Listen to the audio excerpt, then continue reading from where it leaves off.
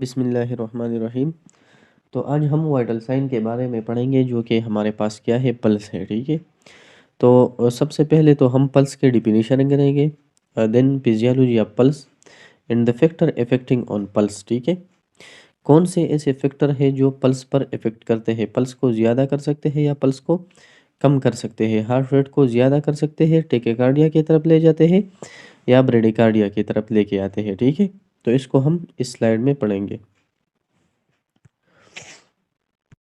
सबसे पहले तो पल्स है क्या चीज़। ठीक है। The pulse is in index of the heart rate in rhythm.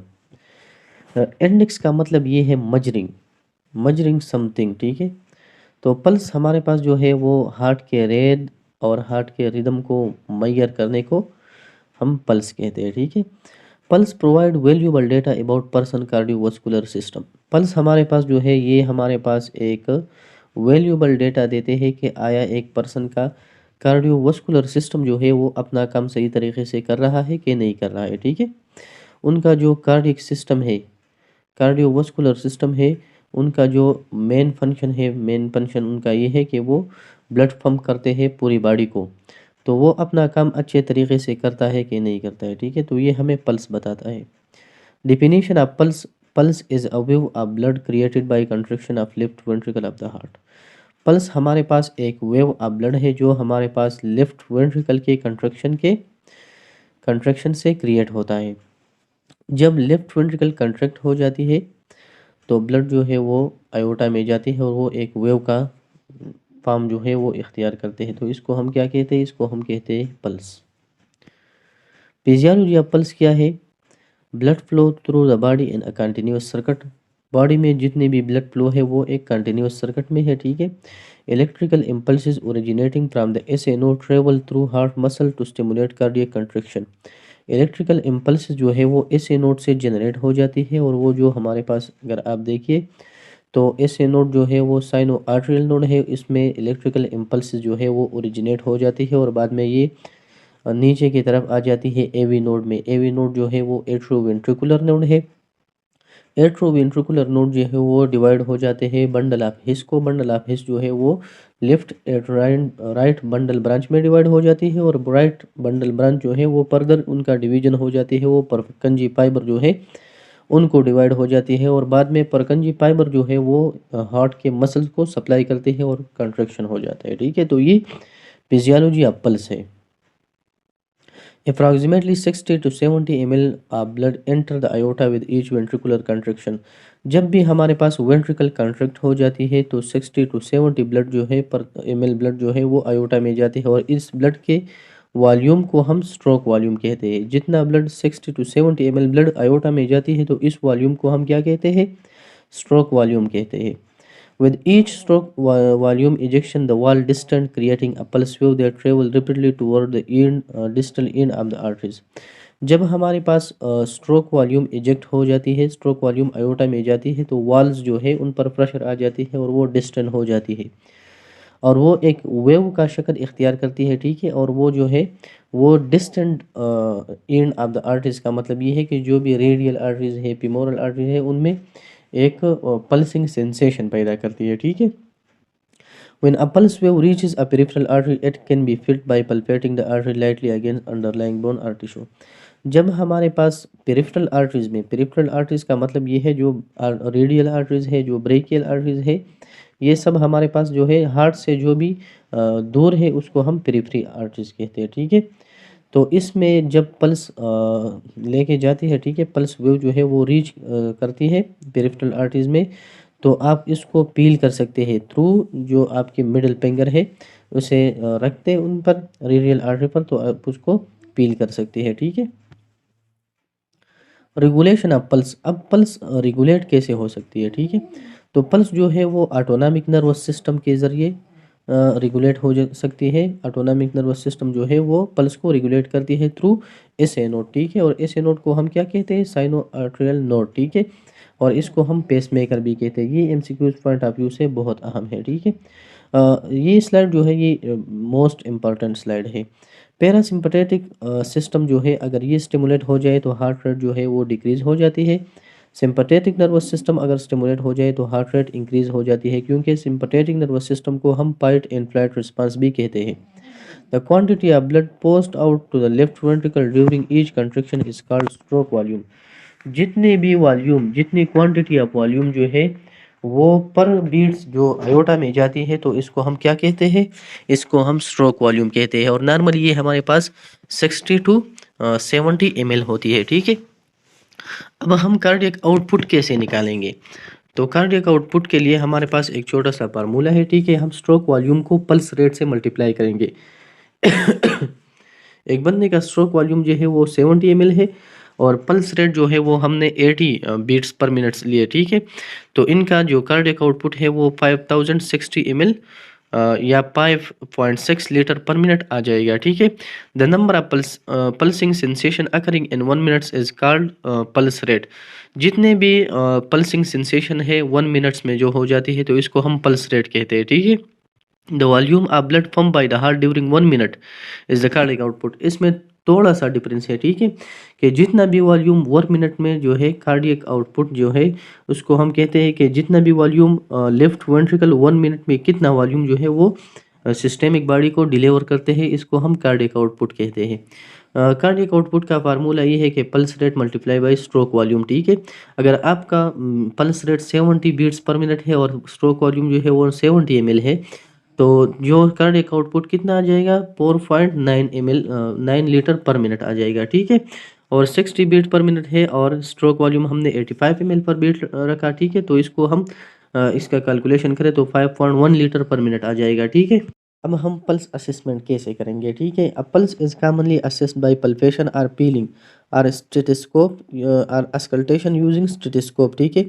Pulse हम आम तौर जो है वो हम थ्रू मिडल फिंगर जो है उससे पल्पेट करते हैं, या हमारे पास जो है स्टेथोस्कोप जो है उससे हम डायरेक्टली हार्ट से पल्स लेते हैं, ठीक है।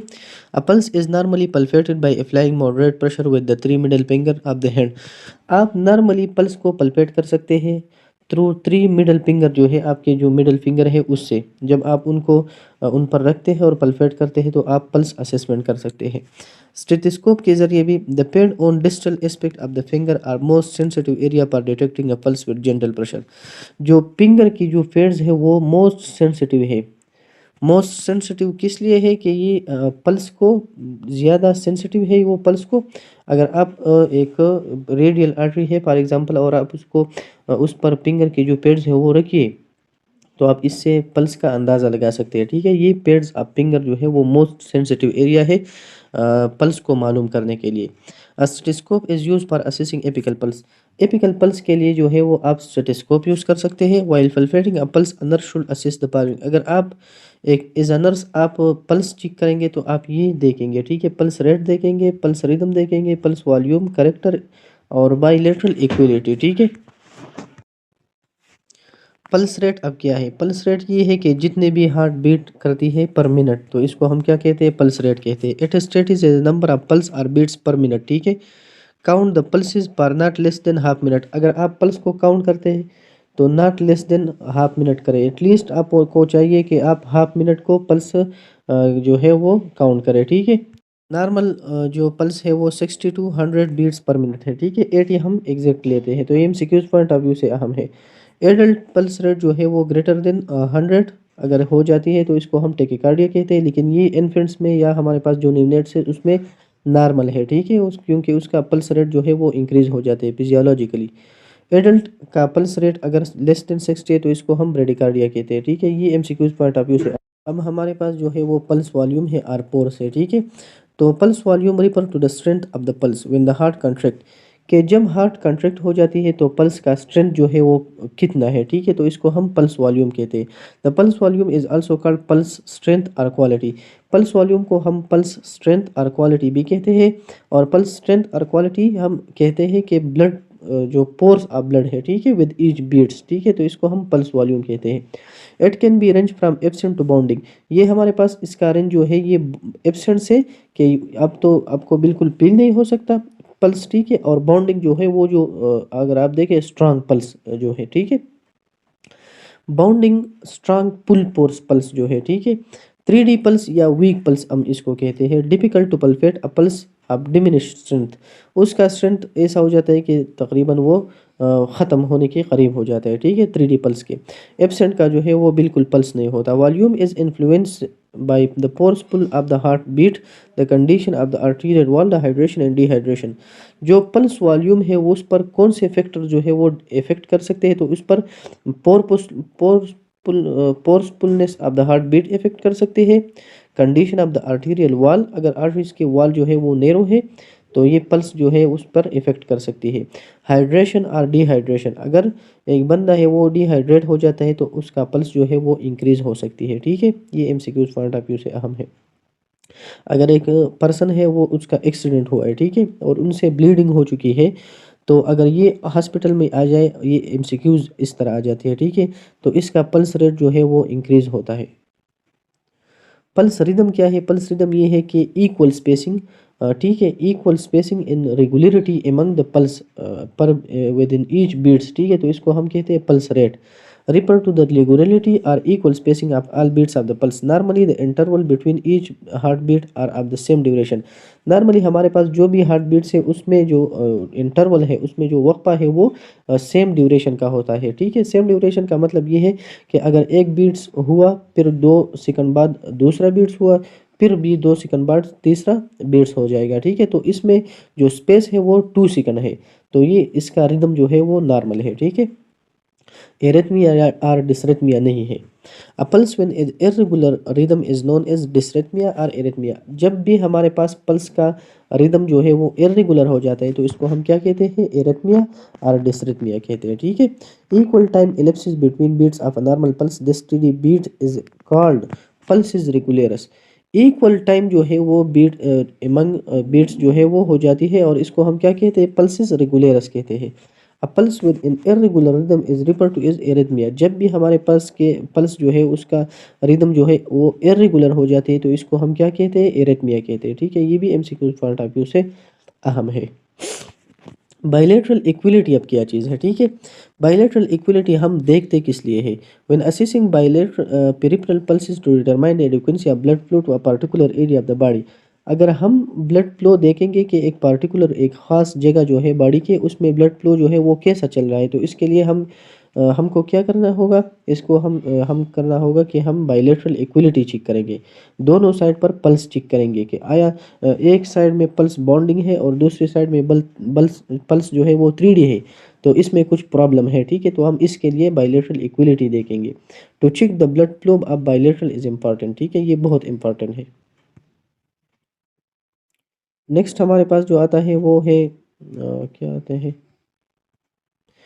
टाइप्स ऑफ पल्सेस जो है, तो टाइप्स ऑफ पल्स में हमारे पास दो पल्स आ जाते हैं, ठीक है। ये एक पेरिफेरल पल्स है। Peripheral pulse is located away from the heart, for example in the foot waist assessing via finger, ठीक है। पेरिफेरल पल्स जो है वो हार्ट से दूर जो पल्स होते हैं, जो भी आर्टरीज है जो भी हार्ट से दूर हो जाती है, ठीक है, तो इसको हम क्या कहते हैं?